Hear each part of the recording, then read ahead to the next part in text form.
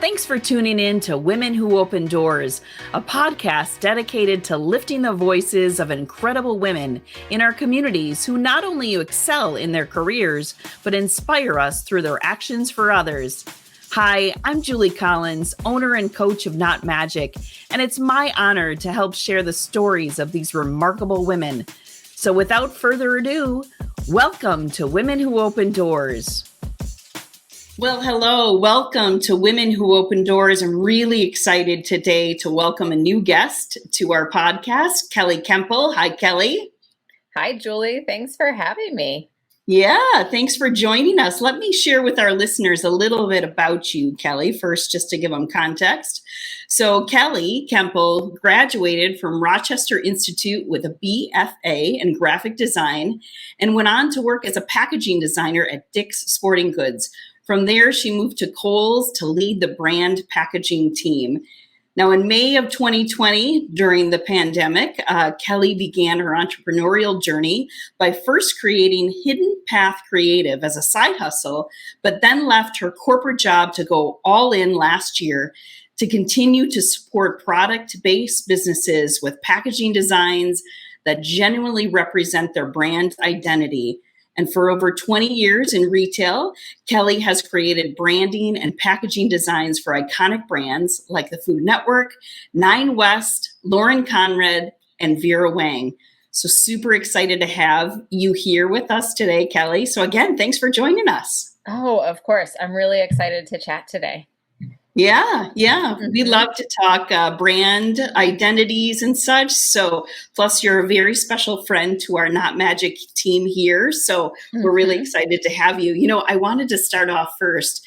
Obviously, we always do a little bit of background research on our clients and our friends of the podcast. But on your social feed, you had a statement there that said your packaging is the thing that's going to speak for your product when you're not there. So we loved that quote. So tell us a little bit about what you meant by that, and then we'll talk about your business. Sure. Yeah. So, a lot of the clients and businesses that I work with are product-based businesses and, physical products.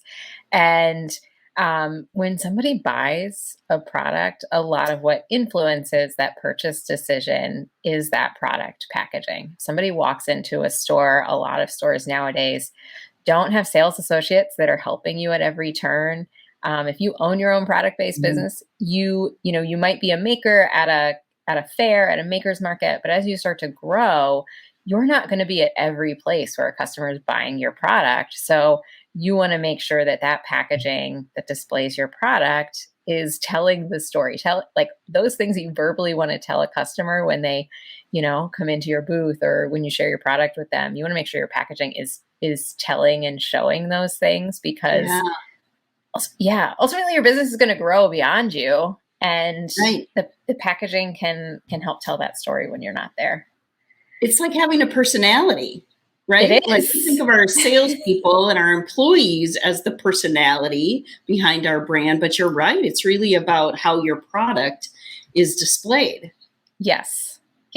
And even like when you're selling products online on e-commerce, that packaging may or may not be included in your product photos on Amazon or on your own website.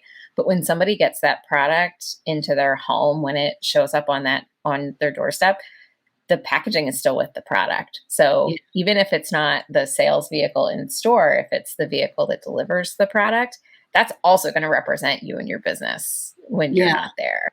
Mm-hmm. Yeah. Well, one of the main reasons, besides Jennifer from our team telling us that you were super cool to talk to, is that just your experience set, obviously working with Kohl's, and I named a lot of those brands. So take us back just a little bit to working for big brands first, and just what that experience was like for you. It was a lot of fun. It was always very interesting. When you're working with bigger brands, there's definitely like a cachet and a pride that comes with that, like the ability to say like, hey, I got to work with this brand. Nine West was one of the most recent brands that I worked with at Kohl's before I left. And that for me was like a really big fangirl moment. Sure. Yeah. When I entered the workforce and, was putting together my first corporate wardrobe, like having those Nine West shoes to wear to work was like, that was the icing on the cake. That Sure. was, I needed a couple of pairs of those in my wardrobe. And I felt really great when I was able to purchase those name brand shoes on my own. Mhm. So then to be able to kind of come full circle and have their brand entering Kohl's, going into a partnership with them where, the Kohl's product development team was creating products under their brand. So my team was creating packaging to represent the brand in store and really kind of figuring out like, what was that Nine West personality that was going to connect with the Kohl's customer? And that was one where I had a lot of personal experience to draw on. I remember being early on in my career, I had a great manager at Dick's Sporting Goods, Molly, and there were a few times that her and I were on trend trips to New York to look at, what's going on in the market. And every time we were there, we went to the Nine West store in New York to look at the shoes and see if we needed to add anything to our closet. Like that was that was our business trip treat to ourselves, after having like hoofed it all over New York City to, find some new ideas. Mm-hmm. So that's like, cool. Yeah, it's like that's a real like prideful moment and a real like exciting moment.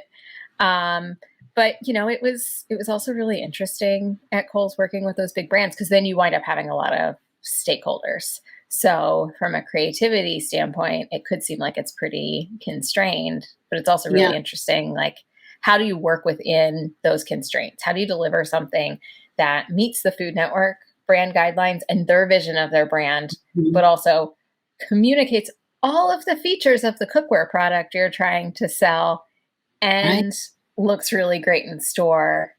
So you've got like a lot of things to balance. Yeah. How did you balance that? Or like, what did you do to kind of get to the core of that for people and that personality or that story? What were kind of some of the tricks that you learned along the way? Yeah. So one of my tricks is research. Like I always do my research. I always do my homework. So if I'm working with a brand like a Food Network or a Lauren Conrad, it's like, get to know what they're all about. Go look at their other vehicles, their website, their channel, their social media, and try and kind of distill. They're going to tell you with like their brand style guide if they have one, or the things that are really important to them, but also kind of try and distill what are those elements that make them them. With Food Network, it was like not just the food, but also the idea of entertainment and home, and being like a little bit aspirational, like giving the average home cook like something to strive towards. And so like including that, like if we were taking photos of the product, like including a kitchen look and feel that is that kind of like strive towards, not still accessible, but clean, bright, like something somebody wants to bring in to their home. But then also like just listening to all the stakeholders and trying to find where their common ground is so that you can find a sweet spot to make everybody as, like as aligned and in agreement on what we're putting out there. Mm-hmm. Well, I think that's probably a big key to it because you're really bringing two brands together, right? Which is probably even trickier than just one brand by itself. So that alignment piece, I bet you there's a bunch of psychology that goes into that as well. Oh, totally. Right? Totally. Yeah. From a psychology perspective, that's really interesting. One of the things that I started bringing into my practice, both at Kohl's and now with my business, is this idea of priming people. And I think I got it from the book, The Power of Habit. And, you know, Nice. Okay. the story in that book was like the example of when an artist is putting out a new single, you tend to hear some of their older songs on the radio. So this is, you know, over the air radio, which I know is becoming a little obsolete, but, you know, like the DJs will play like some of the older songs in the weeks leading up to a new single launch. And that just, it gets your brain ready to hear Mm, something new. Cause yeah. yeah, because a lot of times when you see or hear something new, it's kind of a shock to the system and you have to Sure. absorb it before you're ready to Yeah. go. So from a design perspective, what I like to do a mood board and a visual process where before I design anything for a client, I'm pulling together a mood board that has the visual elements that I want to include in the design Yeah. that may include like some familiar things and just some ideas. So the client sees and agrees to that before they see the new thing. Sure. And then when they see the new thing feels somewhat familiar. Yeah. I love that. I Mhm. love that whole concept of kind of priming the pump. I love that. Yes. Hmm. Super smart because it is, if you're moving to a new, brand new space, it can feel really uneasy. It And can. yeah, yeah, Yeah. that's great. I love that. Yeah. I And love that. especially I love with that like we have a visual. new book too to thank you for that, Kelley. Of course. You're welcome. That's cool. So you spend time with the larger brands, and Hmm. something inside of you said, I have to take this and use this for good. And one of the reasons why I wanted to talk to you is because what your business is doing and ours here at Not Magic is really this passion for this small to medium sized business that sometimes doesn't get, I call it the love, right? The love Hmm. as big brands might. So walk us through this process of you deciding to do even the side hustle and how that kind of has been morphing for you. Yeah, sure. So, you know, I started the side hustle at the beginning of the pandemic. And, you know, just before the pandemic, I was personally in a space where I was trying to figure out what my next Yeah. career move was. I was trying to figure out whether it was at Kohl's or whether it was moving to another company and diving in deeper to lead more of a single brand rather than multiple brands.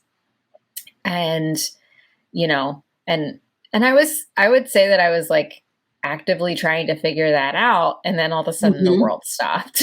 Yeah. Right. Right. Yeah.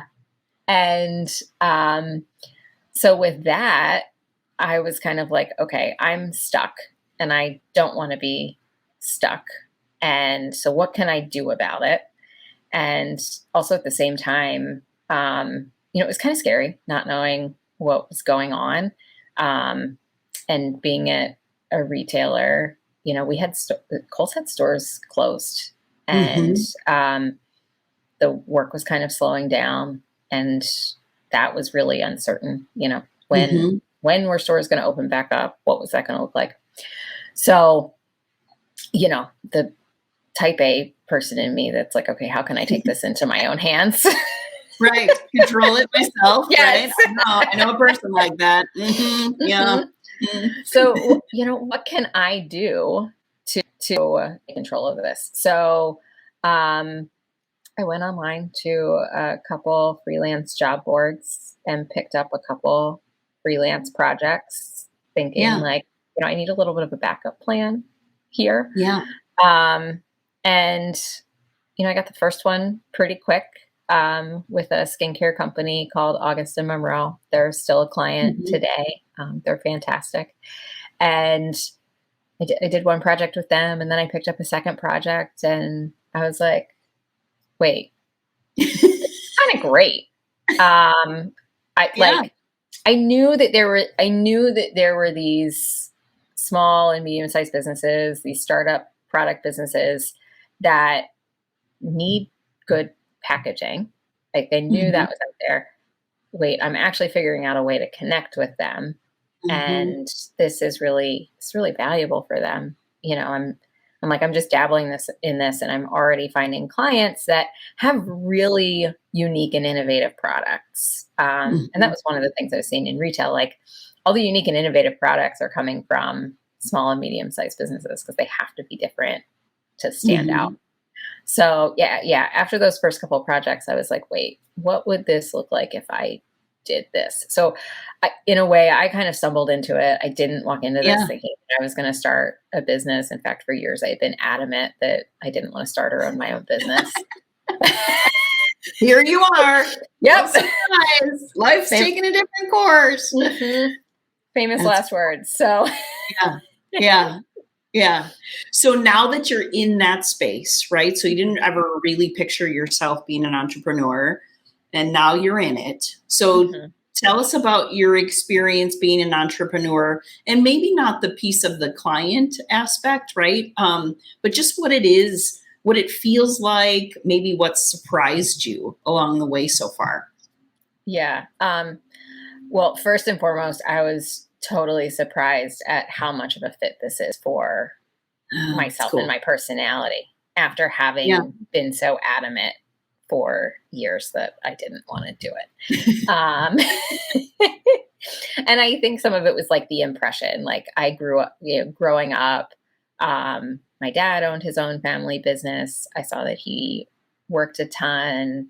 I saw the responsibility of really, truly being responsible for other people's livelihoods when you have other people working in your business. And that was the thing that I was always like, I'm not sure that I want to do that. Sure. But at the same time, everything I had been doing, leading and managing a team, aligned very closely with building a business, figuring out how to get it done, figuring out, how to structure the work, how to work directly with clients. I'll be honest, sometimes clients are a whole lot easier than internal stakeholders in a corporation. Yeah. I do think you're right. I think that is a difference between working with larger companies or in a larger company and working with smaller to medium-sized businesses. I find especially more joy, maybe, in the work. Yes, I would totally agree. Like, my clients are so excited about their products. Like, they are so passionate. They've put so much time and energy into this. And most of them are just like, we're seeing what you're doing. We know we need help with this. Tell us how to make this work. And and then it becomes a very collaborative conversation, because I do like to collaborate with my clients. I'm not one of those designers where everything I do is precious and can't be touched. It's like, sure. Yeah, I did this. What other ideas do you have? Okay, let's see how we can incorporate that in, because this is your story about your product. And I really want that to come through. And buying anything, whether it's a t-shirt, a blemish treatment, a soap, it is an emotional decision, whether we realize it or not. And so having that come through in somebody's packaging design is really, really important. And that's why I just want to make sure that, the clients that I work with feel really proud about the work that we put out to the world, because, it's their brand, it's their baby, it's their business. Right. Yeah. So what advice would you have to those entrepreneurs or other women out there who are just getting started? Maybe they felt the same way you did. Like, I don't know if I want to touch that with a 10-foot pole. I don't know if that's right for me. What advice would you have for those individuals? Give it a try, but be planful about it. I think if you have a service or a product to share that can benefit other people, give it a start. Don't try and work with everybody at once. Don't try and, just try and work with one client, or try and sell one product, and get it part of the way there, get it part of the way done, and then start to put it out there. Because you're always going to get feedback to iterate. You're always going to change things. I will say that even 2 years in, I am still at the point where with every client project, I am trying to improve the process, make it more streamlined, make the communication better. And there's always something to improve and make better. That's not to say I feel really great about the way that I work with clients right now. I feel like it's really good. Yeah. But I also know I have like opportunities to tighten up. But just give it a start and start small, and it doesn't have to be perfect. Yeah. I love that advice because, even as you think of working with brands, I believe too, right? The first time you put something out there, it doesn't even have packaging design. Like you just have to be comfortable with it's not perfect and we will make it better, right? Yes. It's all about learning where do we make it better that is more a long-term gig. But so often we think that's got to be perfect. And then it takes us forever just to launch something or get it out to the market or get the website perfect. I know I'm thankful to my team who eventually said, Julie, you've been working on a website for us for a year. Can you just pull the trigger, right? Like, just do it. Just do it. Just do it. Yeah. Just do it. I mean, something like a website, that's the nice thing. Like, you can go update the website tomorrow. I can launch it today and I can change the copy on the homepage tomorrow. Right. And then I can change it again on Sunday. Yeah. Packaging is one of the things where you can't change it as frequently. So starting a little earlier, doing a couple iterations, but at the same time, like you can order a low quantity of, 250 to 500 pieces, sell through most of it, get some feedback, and update a little for your next print round. Yeah. We met you through Jen on our team, who is part of EWL with TEMPO. So and because this is all about, women opening doors, we're not discriminating, but really about women. Talk to me a little bit about the value, because shout out to TEMPO. I'm a TEMPO member too. But what for you has been the value of connecting with other women too? Oh man. I mean, it's the community. That's one of my biggest takeaways from EWL is I've been able to meet women that I wouldn't have met otherwise. I met Jen through EWL, and I would not have met her, I don't think, any other way here in the Milwaukee area. I've got a great group of women in my EWL Connect circle, and they were they were a great social network during the pandemic. We still met at least once a month for a Zoom call to make sure, check in on each other. But they were also my greatest cheerleaders when I said, hey, I think I'm going to try this business thing. I think I'm going to launch it. Like really being able to meet other women that are in the same space, in the same, that have the same goals and values to be able to be of support to each other. Yeah, we definitely need each other. We need each other. Yes. For sure. Yeah, we definitely need each other. That's awesome. So we learned a little bit about you by looking at your website too. And one of the things that you said on your website was you live for a good cup of coffee. Amen to that. And a thrilling hike. I'm not on the same page of you of that, but followed by an ice cold wit beer. And we wanted to talk to you about having a wit beer because Hannah and I had to look it up because we're not beer connoisseurs. So first, tell me about those three things and why they are important to you. Sure. Let's see. Coffee. I'd never wake up without coffee, and I just love it. I was like that weird kid that loved the taste of coffee ice cream before I'd ever had a cup of coffee. That's cool. All right. Yeah. Mom was a little concerned, but that's okay. She was. But it turned out fine. And for me, like getting outside, getting outside in nature is super important. I just find it very grounding. Mhm. It's one of the things that my husband and I have in common. I met my husband 4 or 5 years ago. We got married. We also got married during the pandemic, and 2020 was a big year. Started a Wow. business and I got married. Those are But two that, big life-changing events. yeah.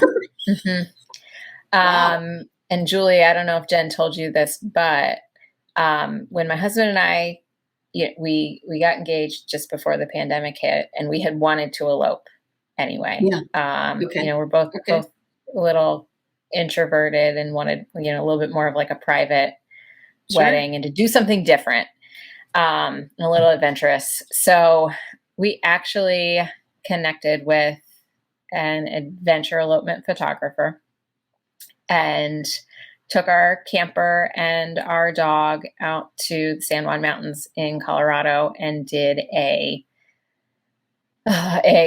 really big hike to a really beautiful spot called the Ice Lakes Basin. It was a 3,000 foot elevation gain. It was 10 miles round trip, and we left at 3 a.m. in the morning, Oh got my up God, how to, cool. yeah, Yeah. yeah. We've got some I have like a beautiful picture on the background of my phone that's like two of us with like starry sky. And we got up to the lake and to the Alpine Lake and the peak at 6 a.m. and set our vows, just the two of us and the dog and the photographer at sunrise. And when we came back down the mountain, I had my favorite can of Little Sister Wit from Door County Oh, Brewing. good for you. Well, you know what Jen didn't tell us? She showed us the picture, which is magnificent. I did see the picture. I didn't hear the story though. I didn't know you got up at 3 a.m. and Yeah. 3,000 feet up. Yes. Like, that's amazing. Yes. That's so cool. What an awesome story though. It was so cool. And it was Yeah. so funny. So it was like the week, like that week after Labor Day. So like that first week in September, and in the Rocky Mountains, like things can do anything up there then. Yeah. The weather can do anything. So we drove through Denver on Labor Day, and it was 90 degrees and hot and sunny. And by Wednesday, there was a snowstorm up in the mountains where we were. There was, there was 8 inches of snow, and we were supposed to get married. We were supposed to get married on Wednesday, and the photographer was like, if it snows the way it says, I'm not going to be able to get up there. So we had to push back. So we wound up we had to be flexible. We had to adjust. Yeah. We got married on Saturday, and it turned out for the best because, like the mountains were covered in fresh snow from, and it was beautiful. So yeah, definitely. That's super cool. Yeah. Mm-hmm. Definitely a day to remember. Oh my God. Yeah. The photo is beautiful. Jen showed us, but I didn't know the whole story. So knowing the story now gives the photo beautiful context. Did you name your business Hidden Path Creative because of this hiking path? Is there any connection to that? That was part of it for me. I was trying to figure out, like, how do I infuse my personality into the name, but also give it a connection to what I do in the business and have it feel unique. And, it's actually, my husband and I are leaving for vacation tomorrow. We're taking the camper out to Wyoming. We're going to be out there for a week, and we're going to be up in the mountains and, hiking and doing stuff. And, that's become a lot of like my, my free time identity, the things that I like to do outside of work. But there's also this, as I've worked with clients, in corporations, there's always this mystique of like, what's going on behind the curtain, like I talk to you, I tell you I need a logo or I need a design, and you come back with this thing, and what happens? I don't know how we got here. Mm-hmm. And, so, as I was like brainstorming like different ideas for my business name and how can I connect it to this idea of like uncovering what's there to create a brand or create a design and tie it in with that. That's how I came up with this name, Hidden Path Creative. So it's kind of like a kind of a full circle, but I wanted something that like represented me, but also represented what I do with the business. Cause I love having some meaning, even if it's discovered meaning for my clients, like down the road. Mm-hmm. Yeah. I love that thought. That's awesome. So what's next for you with this business? We know you're going on vacation, so have a great time, but thanks. What's next for the business for you? What's next for the business is figuring out how to grow.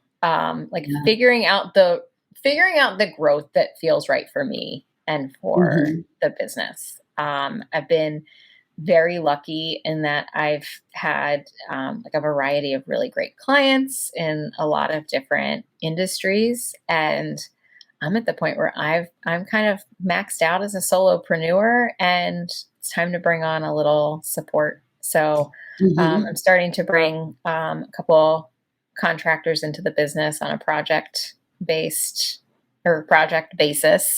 And I'm just, so, I think for the next few months, it's going to be me thinking about like, what does that look like? What does the process start to look like? What does the structure start to look like? And, I also want to look at how I can build in like more tools for the clients that I work with. I launched a resource that I call the Packaging Field Guide that is, it's kind of like a combination between a course and a workbook and a tool. So I do the packaging design, but one of the first questions I get from my clients is, okay, we're going to work with you to design this. Where do I get it produced? Where do I get it printed? Where do I get it produced? How do we do that? What does that, I don't even know what that looks like.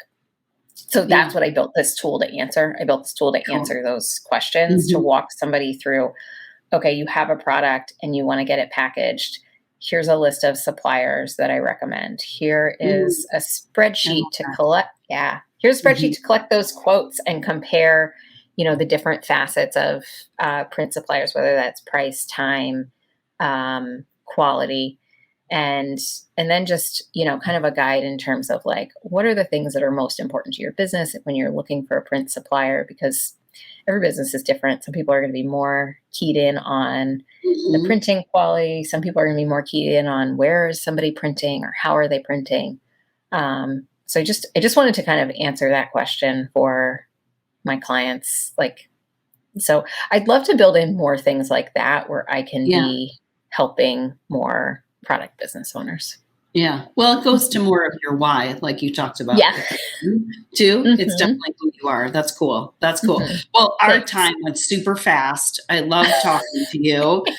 We could talk for another hour, but at some point, Hannah's going to tell us to stop. But why don't you just tell our listeners, where can they find you and your business? Sure. So my business, Hidden Path Creative, you can find me online at hiddenpathcreative.com. I've also got a pretty active Instagram account, and that is Hidden Path Creative, all one word, no underscores, on Instagram. That's awesome. Well, Kelley, you've just been a hoot. Thank you for chatting with me today and sharing a little bit of your story. And thank you for making an impact also with small to medium-sized businesses again. A whole industry that's near and dear to my heart, to make sure that we help lift a small to medium-sized businesses. So thank you for your expertise in bringing it to them. Thank you, Julie. Thanks, Julie. I appreciate it. It's been really fun. And you're right. We could chat for a very long time. We'll probably have to do wine or something at some point. Have a great vacation. Oh, thank you. All right. Thanks for joining us, Kelley. Thanks for listening. We hope you enjoyed this episode as much as we have. Are there inspirational women leaders in your life? Recommend them for this podcast by emailing me at jcollins@knot-magic.com and telling me why they're the perfect person to be featured. And please leave us a review on Spotify, iTunes, or wherever you find your favorite podcasts to help us share these amazing women with others.